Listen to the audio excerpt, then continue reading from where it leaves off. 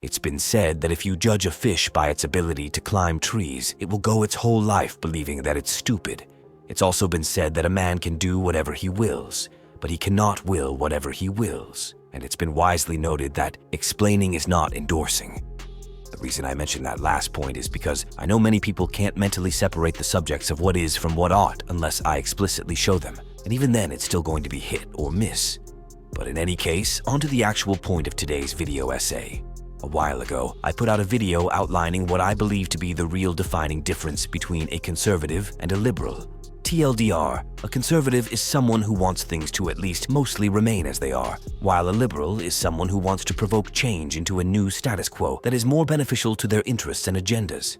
It's worth noting that not only are these two value sets not mutually exclusive, but most people can, will, and do express both throughout their lives. The ones that don't, those who appear to value anarchy in all phases of modes of their existence, are what we've come to call progressives, i.e., people who want change just for the sake of change, not to realign society with a new goal. Before we can get into why this is relevant to this video's title, I need to quickly return to my roots for a minute and get a few definitions and parameters out of the way, just so we're all on the same page. First off, value defines the utility of a noun, meaning a person, place, thing, or idea. That which gets you nearer to your goal is good, and that which gets in your way is bad. Second, people are driven by tangible incentives, not abstract principles. You can't eat truth, you can't sleep on virtue, you can't raise a family on goodwill alone. Third, power means just the ability to do. To say X is within my power simply means I can do that. Fourth, there is no such thing as good or evil in a cosmic sense. Nature is Machiavellian. It cares nothing for morality, just results. It has no concept of right or wrong, only what does or does not work. Dr. Evil's line that evil wins because good is stupid is so memorable because it's true, to the same extent as anything else that's said in jest. Number 5, you can't force or negotiate desires, only behaviors. You don't have to convince or force a dog to do what comes naturally to it. It's when you want it to act unnaturally that you have to employ either positive incentives, the carrot, or negative force, the stick, to engender compliance. Moreover, you need to apply both the carrot and the stick with regular consistency. Otherwise, the signals will be muddled, or you'll create a perverse incentive structure. I.e., a dog will think of you only as a treat farm if you only reward positive behavior, and will only approach when it's hungry, or it will associate you with pain if you show it only the stick and will actively avoid all contact with you. And last, point number 6, nature precedes all, and therefore nature predicates all. The universe is older than the world, which is older than the human genus, which is older than the human brain, which is older than human civilization. Since we all agree that effects cannot predate their causes, we can saliently argue that there is no such thing as a social construct, as society itself is a construct of the mind, and anything wholly constructed of the mind is a fantasy.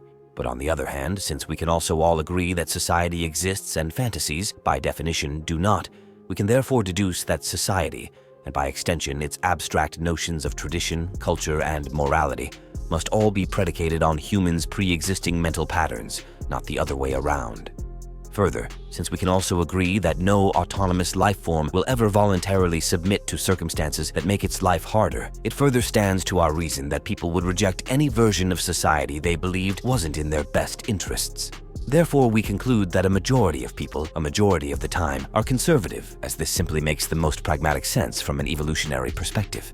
Now, with all of that finally set out before us, the real impetus for this video. A few weeks ago, a couple that I watch semi-regularly on YouTube, who work under the moniker of Basecamp, delved into an oft-cited and woefully misunderstood and misrepresented 2019 research paper on the ideological disconnect between conservatives and liberals, colloquially referred to as moral circles, essentially arguing that the difference between a conservative and a liberal stem from their natural psychology rather than their culture or politics. I'll put a link to both the video and the actual study in the description so you can check my work. But the gist of my point regarding them is that I believe degeneracy, hedonism, etc. are all just the superficial symptoms of cultural deterioration, and that its source is, in essence, a selection group of the population being forced by an alien system of values to think and act in ways that are contrarian to their own natural temperaments. to directly quote the abstract of the aforementioned paper. The present research suggests they reflect core psychological differences such that liberals express compassion toward less structured and more encompassing entities, i.e. universalism, whereas conservatives express compassion toward more well-defined and less encompassing entities, i.e. parochialism. Here we report 7 studies illustrating universalist versus parochial differences in compassion.